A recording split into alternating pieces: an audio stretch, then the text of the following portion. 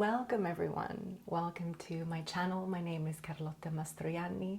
I am an artist and mystic and a channel for the Mary Line. And welcome to the Mary Line, this new podcast and space where I'll be sharing information and downloads from the Marys and all that I have learned in the past decade of working with them, and also interviewing some very special people who are all great believers in the advancement of humanity and in the evolution of our souls. So I thought today I would start by telling you a little bit about my story, because I don't talk about it that much. I started on my spiritual journey in my early 20s, and before that, and weaving through this journey, I have been a filmmaker, a documentary filmmaker, as well as a feature filmmaker. But when I started to feel uneasy with my life and started to feel that great emptiness, I turned to Kundalini Yoga at first. And Kundalini Yoga served me in so many ways. It was an incredible discipline.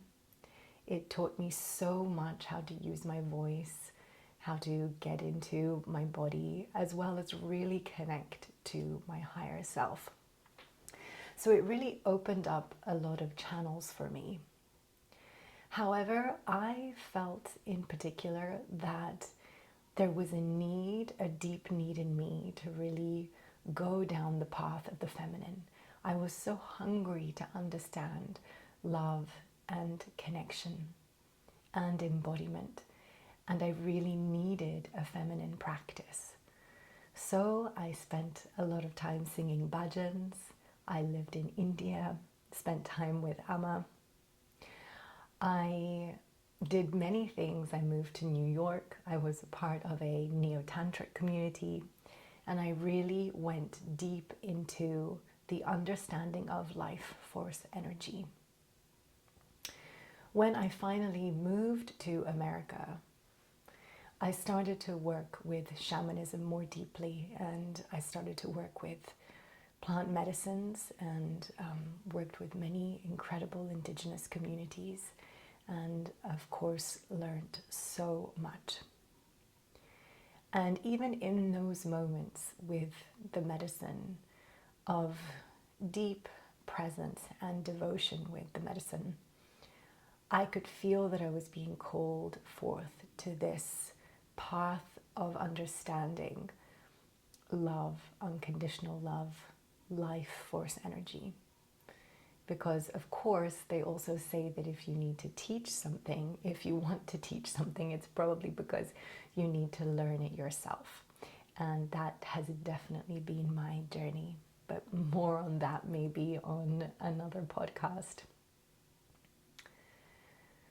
So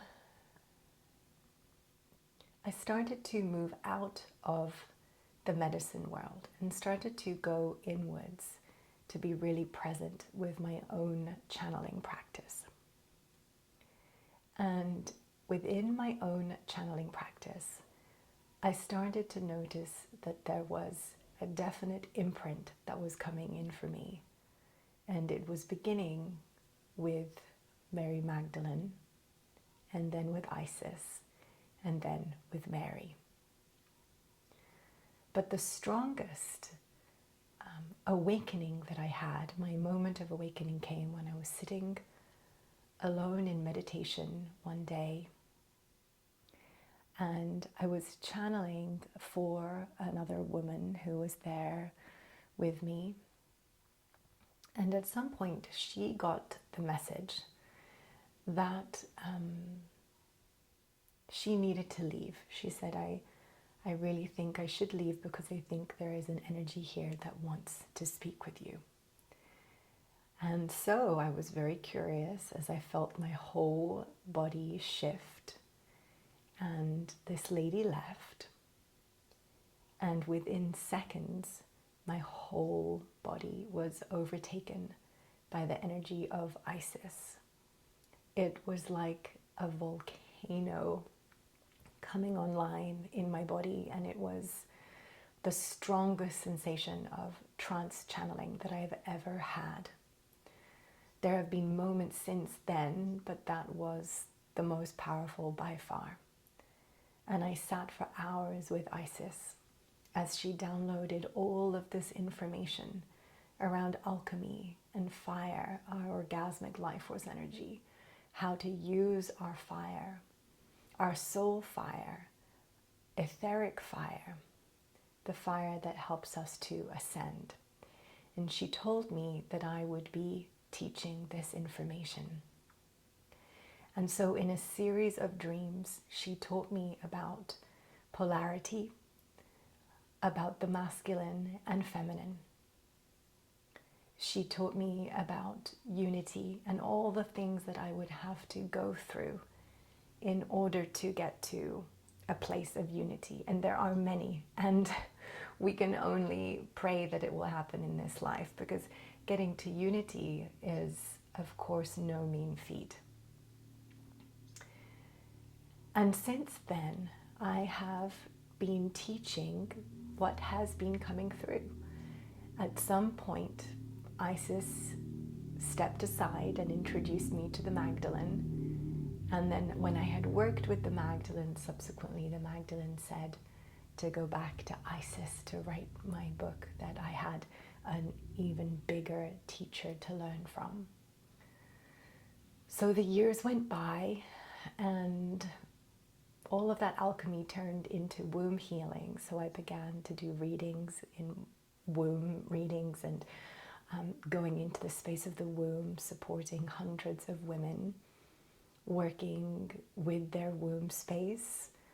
I learned about ancestral healing, family dynamics, somatic healing. I learned about the timelines that live in the womb space, the cosmic portals that live in the womb space. I supported many women to become pregnant when they thought that it was not a possibility for them. And all of this, of course, by the grace of the goddess. And so with my years of womb healing, I realized that what I was really going into was more and more of the quantum space, going into the sacral area and facilitating these full-on rituals that were happening. Mary Magdalene would come in, Mary would come in, things would be extracted, transmissions of codes would be given, and there was a whole world and a whole mythical scene playing out for each person as I could see into their soul essence.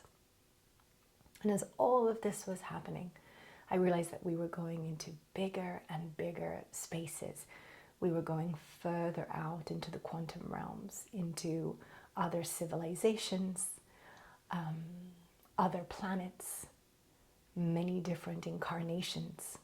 And that is how quantum shamanism was born. Quantum to me is more of the masculine realm, because it's a space beyond time and space. And shamanism to me has a more feminine, sensual feel, and it evokes the ancient feminine practices of our ancestors. And these two spaces coming together, the masculine and feminine, create such a beautiful alchemy. It really hasn't been easy to be on this path. I've had to go through some very, very deep womb healing myself. And sometimes I think that I channel information and then it can take me years to actually go through the process of living and embodying that information through the healing that I then have to go through. So if you are curious about this path, if you yourself have felt a connection to the Mary line, know that it is absolutely accessible to you in every way. And so the first thing that I recommend is to just get really quiet and still. Bring yourself to your altar if you can do it at dawn and dusk, which are the time when the sun kisses the moon, where there's a moment of unity on the planet. Then that's a beautiful time to do it. But really, any time, bring yourself to a place of going inwards in stillness and ask to connect to the Marys. Intention is really pivotal to shamanism. And so you'd be amazed what you can achieve with intention. And intend to connect to that small soul fire, or however small or big that soul fire is within you. It is your essence. The Marys are the keepers of that soul fire, and they will show you what to do. And as you keep nurturing and growing your fire, you'll begin to embody these energies and begin to open up your oracular senses. And you'll begin to be able to see and feel, depending on whichever clair you are. But you can then develop all of them if you continue on this path. You'll just begin to tune in to the energy of the Marys and really start to notice all the beautiful things that they bring to your life. Connect to your womb and your heart, and allow yourself to be touched by their grace. You'll feel it, and you'll feel the energy of the rose medicine as it comes into your life. And most of all, what I'm passionate about is that we use these energies for our evolution, that we continue on the path that Yeshua led us to thousands of years ago, and so many precursors before him, because this is the time for us to evolve beyond Atlantis, beyond what we thought was possible, as many mystics have predicted. So I'm sending you love, and let me know how this lands for you and what your relationship has been with the Marys and how your journey of awakening is going. I'm sending you all the love, and I'll see you again at the next podcast.